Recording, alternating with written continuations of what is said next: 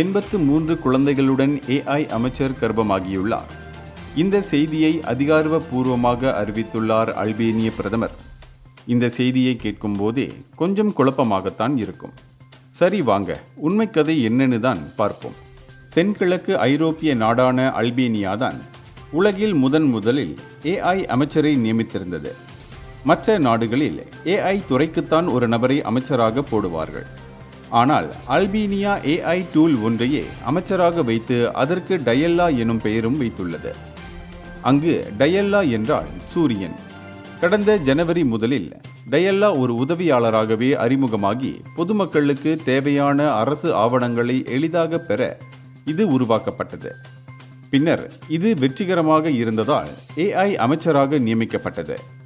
இந்நிலையில் பெர்லினில் நடைபெற்ற நிகழ்வில் பேசிய எடி ராமா, நாங்கள் டயல்லாவை ஒரு சோதனை முறையில் முயன்று வெற்றி பெற்றோம்.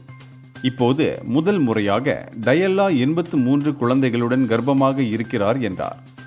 அதாவது ஏஐ டூலான டயல்லாவை அடிப்படையாக வைத்து அதிலிருந்து 83 அசிஸ்டண்டை உருவாக்கி ஒவ்வொரு எம்பிக்கும் ஒரு ஏஐ உதவியாளரை உருவாக்கியதைத்தான் எடி ராமா 83 குழந்தைகள் என குறிப்பிட்டுள்ளார்.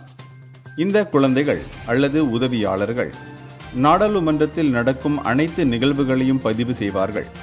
நாடாளுமன்ற உறுப்பினர்கள் தவறவிட்ட விவாதங்கள் அல்லது நிகழ்வுகள் குறித்து தேவையான பரிந்துரைகளை வழங்குவார்கள்.